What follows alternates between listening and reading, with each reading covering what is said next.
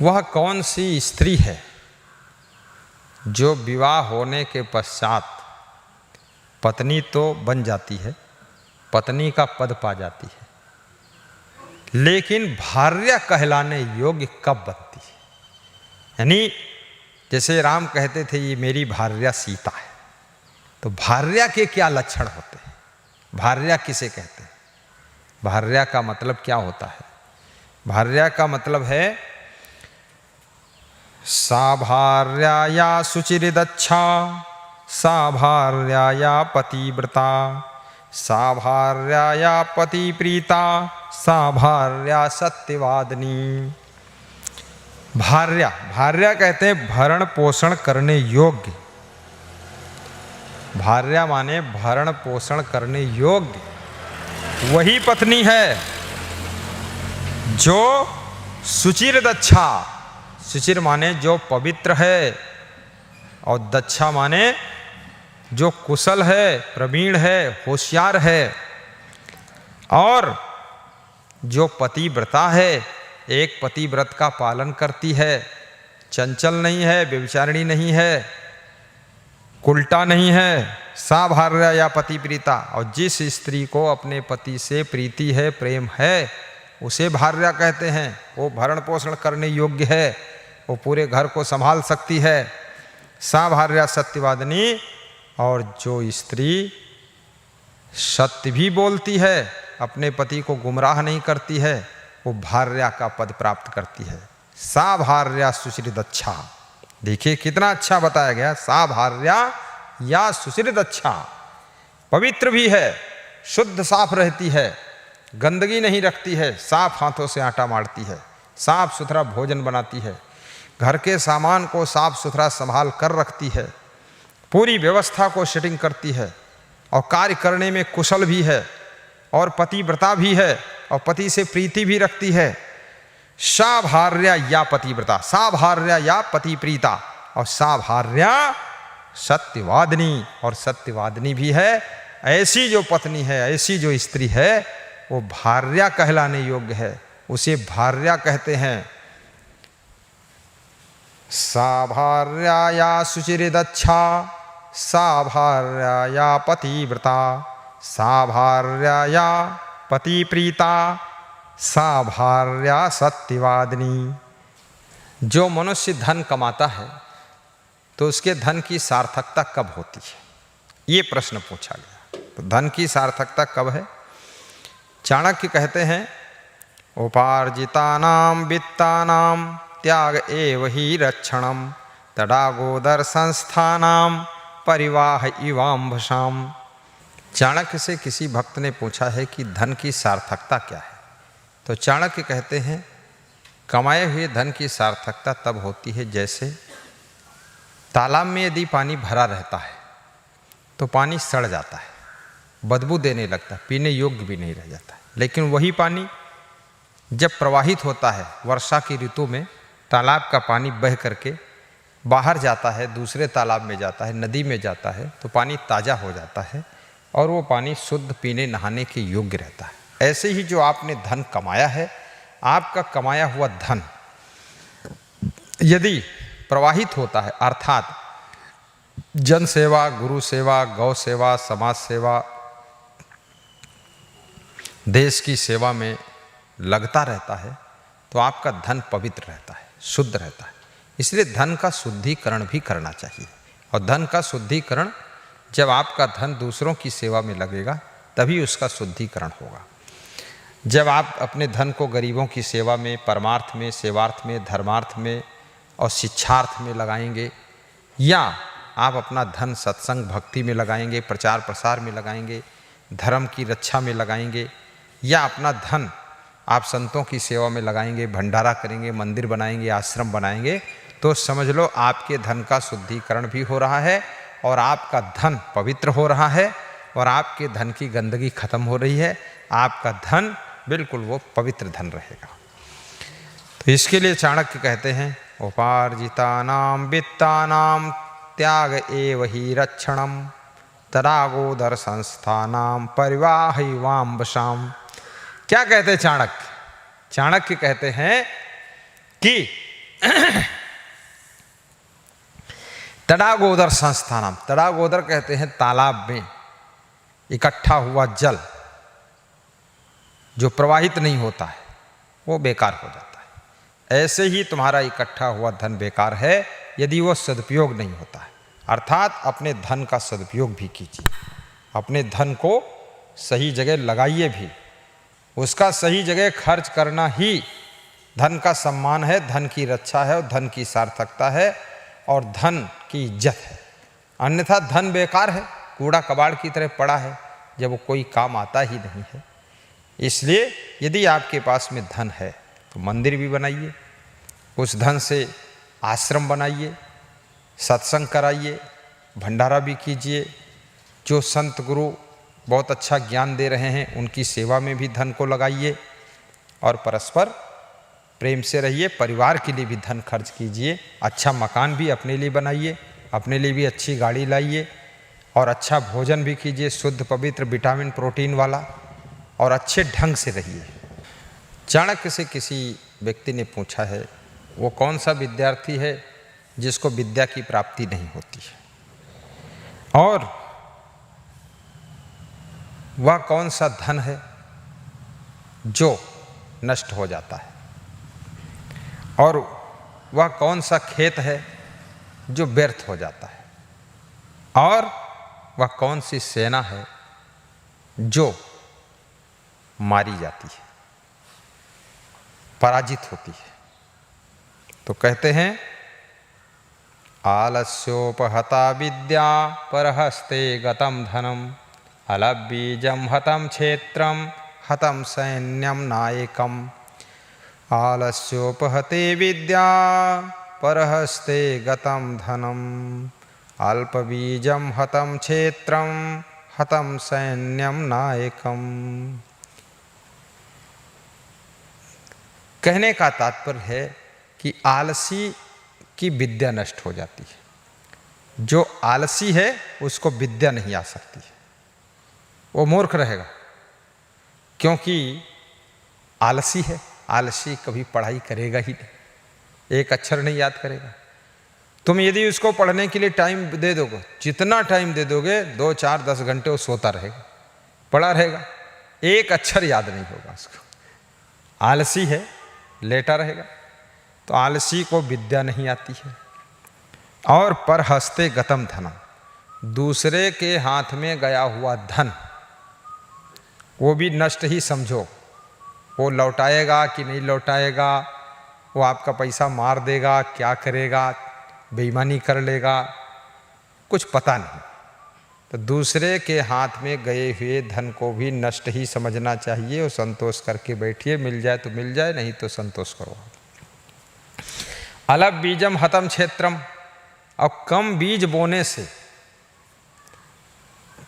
अब बोना चाहिए 1 कुंटल बीज, इतना बड़ा खेत है, उसमें बोया तुमने 1 किलो, वो खेत भी व्यर्थ हो गया, नष्ट हो गया। अब 1 किलो बीज में उसमें होगा क्या? एक पौधा गेहूं का यहाँ है, दूसरा 10 फीट पे पड़ा हुआ बीज, तो बीज की जो खाली जगह वो सब बर्बाद हो गई। तो कम बीज बोने से खेत नष्ट हो जाता है। अलग बीजम हतम क्षेत्रम हतम सैन्यम नायकम, और सेनापति के बिना सेना नष्ट हो जाती है, क्योंकि सेना का नेतृत्व कौन करेगा? कौन कहेगा कब युद्ध प्रारंभ करो, कब युद्ध बंद करो, इधर इतने लोग जाओ, उधर उतने लोग जाओ? अगर कोई सेनापति नहीं है तो वह सैनिक सब मारे जाते हैं, उनकी पराजय होती है। इसी प्रकार से घर में यदि कोई नेतृत्व करने वाला नहीं है, यदि आश्रम में कोई नेतृत्व करने वाला नहीं है, तो आश्रम भी नष्ट हो जाता है, घर भी नष्ट हो जाता है। किसी पार्टी का नेतृत्व करने वाला सही आदमी नहीं है राजनीति में, आपकी राजनीतिक पार्टी का अगर नेतृत्व किसी सही आदमी, बुद्धिमान आदमी के हाथ में नहीं है, वो पार्टी बार बार हारेगी, बिल्कुल पार्टी खत्म हो जाएगी। लेकिन कितने लोग ऐसे भी होते हैं जिनको नेतृत्व करना नहीं आता है, लेकिन ऊंचे पद पर चिपके रहते हैं, वो छोड़ेंगे नहीं पद, पार्टी के अध्यक्ष बने रहेंगे और पार्टी के मुखिया बने रहेंगे, हाई कमान कहलाते रहेंगे, और बुद्धि विवेक है नहीं। और उसके पीछे लाखों करोड़ों कार्यकर्ता, वो भी सब बेचारे हार का मुंह देखते रहते हैं। अब आगे वो कम बुद्धि का आदमी नेतृत्व कर रहा है। इसलिए नेतृत्व हमेशा बुद्धिमान के हाथ में होना चाहिए, तो सभी को सफलता मिलती है। सेनापति यदि बुद्धिमान है तो सैनिकों को जीत मिलेगी, और यदि पर्याप्त बीज आप बोते हैं तो आपका खेत भी सार्थक होगा। और यदि आप आलस्य नहीं करते, मेहनत से पढ़ाई करते हैं, तो आप विद्वान बनेंगे, विद्या की प्राप्ति होगी। और यदि आप समझदारी पूर्वक किसी के सहयोग के लिए धन देते हैं, अच्छे लोगों को जांच परख करके, तो आपका धन वापस भी आ जाएगा। लेकिन अंधाधुंध अगर तुम बांटते रहोगे, आपका धन वापस नहीं आएगा। इसलिए अलभ बीजम हतम क्षेत्रम हतम सैन्यम नायकम और आलस्योपहता विद्या पर हस्ते गतम धनम। अगला प्रश्न चाणक्य से पूछा गया कि धन की रक्षा कैसे होती है, विद्या की रक्षा कैसे होती है। धन की रक्षा धर्म से होती है, विद्या की रक्षा निरंतर पढ़ने में मन लगाने से होती है। राजा की रक्षा कोमलता से और घर की रक्षा अच्छी स्त्री से होती है। क्या तात्पर्य हुआ? वित्तेन रक्षते धर्मो विद्या योगेन रक्षते, म्रारक्षते भूपः सत स्त्रिया रक्षते गृहम। जो सात्विक स्त्रियां हैं, समझदार स्त्रियां हैं, बुद्धिमान हैं, अच्छे स्वभाव की हैं, उनसे घर की रक्षा होती है। और जो उल्टा है वह घर को नष्ट कर देगी। और जो राजा कोमल स्वभाव का है, कोमल स्वभाव से राजा की रक्षा होती है। राजा के अंदर कोमलता और प्रेम होना चाहिए, करुणा होना चाहिए। और निरंतर विद्या का अध्ययन करने से अष्टादि योग के द्वारा विद्या की रक्षा होती है। आप विद्या कितनी ही याद किया हो, पढ़ा लिखा हो, लेकिन अगर दोबारा उसको रिपीट नहीं करोगे, आपकी विद्या समाप्त हो जाएगी, सब भूल जाएगी, पढ़ना लिखना व्यर्थ हो जाएगा। और धर्म से धन की भी रक्षा होती है, और धन से धर्म की भी रक्षा करना चाहिए। वित्तेन रक्षते धर्मो, धन से धर्म की भी रक्षा कीजिए, और धर्म है तो आपके धन की भी रक्षा होगी। वित्तेन रक्षते धर्मो विद्या योगेन रक्षते, म्रारक्षते भूपः सत स्त्रिया रक्षते गृहम। फिर किसी ने प्रश्न पूछा चाणक्य से, यदि घर में दरिद्र आ गया हो तो उस दरिद्र का नाश कैसे होगा? यदि आदमी की दुर्गति हो रही हो तो दुर्गति से बचने का उपाय क्या है? यदि मनुष्य बुद्धिमान बनना चाहता है, योग्य बनना चाहता है, तो उसे क्या करना चाहिए? और भयभीत जीवन है तो निर्भय जीवन जीने के लिए क्या करना चाहिए?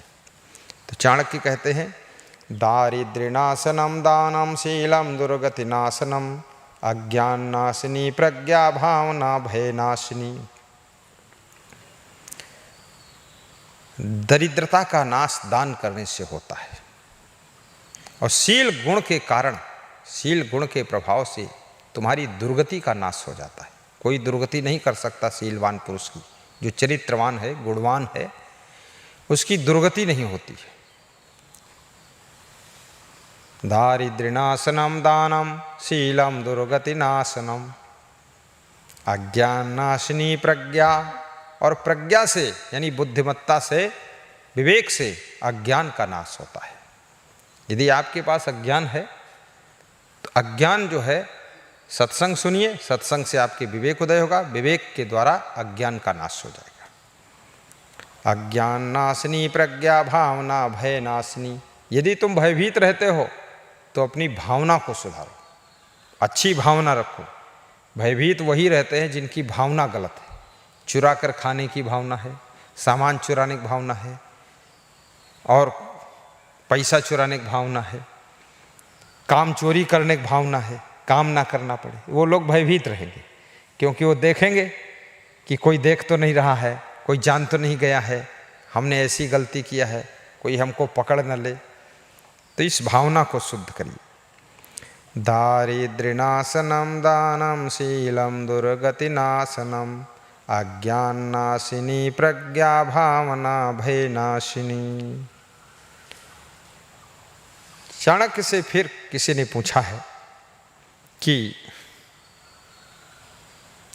मनुष्य की सबसे बड़ी व्याधि क्या है, मनुष्य का सबसे बड़ा शत्रु कौन है, मनुष्य के जीवन की शांति को जलाने वाली सबसे बड़ी अग्नि कौन है, और मनुष्य को सुख देने वाला कौन है।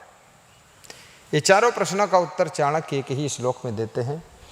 नास्ति काम समो व्याधि, नास्ति मोह समो रिपुः, नास्ति कोप समो वह्निः, नास्ति ज्ञानात् परम सुखम। चाणक्य कहते हैं कि